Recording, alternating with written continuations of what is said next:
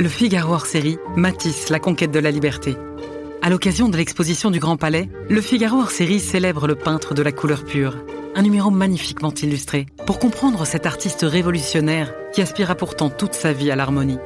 Le Figaro hors-série, Matisse, la conquête de la liberté. En vente chez votre marchand de journaux. Les podcasts du Figaro. Vous êtes rentré de congé avec 3 bouteilles d'un rosé qui vous avait fait chavirer sur une terrasse de Cassis, entre 2 oursins et un coucher de soleil. Vous l'ouvrez un mardi soir à domicile, sous un néon de cuisine, et là, rien. Le même vin, la même bouteille, le même millésime, et pourtant l'impression d'avoir été floué. Et je vais vous expliquer pourquoi.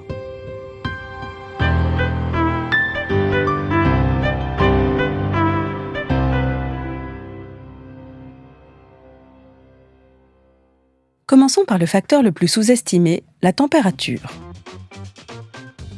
Un vin servi 2 degrés trop chaud ou trop froid ne livre pas les mêmes arômes. Ce rosé bu frais sur la terrasse, sorti d'un seau à glace par 30 degrés, oscillait probablement autour de 10 degrés, soit à température idéale. Le même rosé, sorti de votre réfrigérateur à 4 degrés un soir de mars, sera muet comme une carpe. Inversement, un rouge bu dans une pièce surchauffée paraîtra lourd et alcooleux. La règle d'or, le blanc et le rosé se boivent frais, jamais glacés, et le rouge se boit plutôt frais que chambré, donc 16 degrés maximum, pas 22 degrés comme votre salon. Mais la température du vin n'est que la partie émergée de l'iceberg.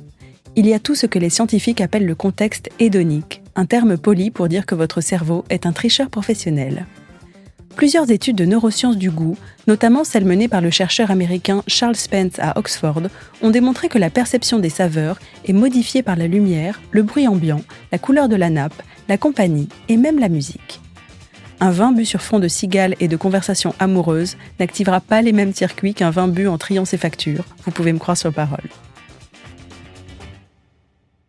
Ajoutez à cela l'effet de la fatigue gustative.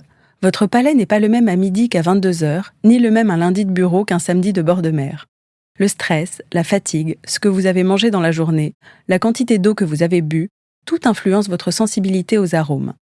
Les dégustateurs professionnels le savent et concentrent leurs séances le matin, lorsque le palais est encore vierge. Enfin, il y a un dernier facteur que l'on oublie souvent, celui de l'accord. Ce blanc minéral qui vous avait émerveillé avec des huîtres au bord de l'eau peut paraître âpre et sans charme avec un gratin de nouilles.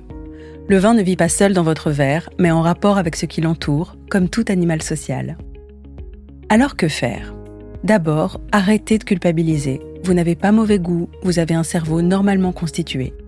Ensuite, lorsque vous ouvrez une bouteille rapportée de vacances, essayez de recréer un minimum de contexte. La bonne température, un plat qui s'accorde et un moment de calme.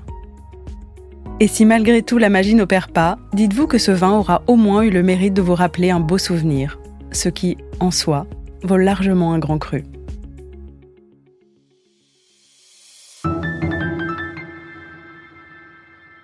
Merci d'avoir écouté ce podcast. Je suis Alicia Doré, journaliste vin.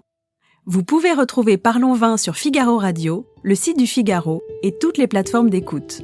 Si vous avez aimé cet épisode, n'hésitez pas à vous abonner et à laisser votre avis. À bientôt!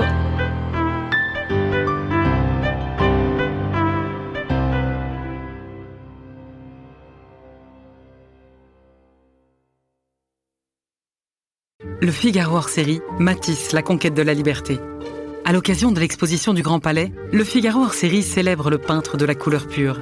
Un numéro magnifiquement illustré pour comprendre cet artiste révolutionnaire qui aspira pourtant toute sa vie à l'harmonie. Le Figaro hors-série, Matisse, la conquête de la liberté. En vente chez votre marchand de journaux.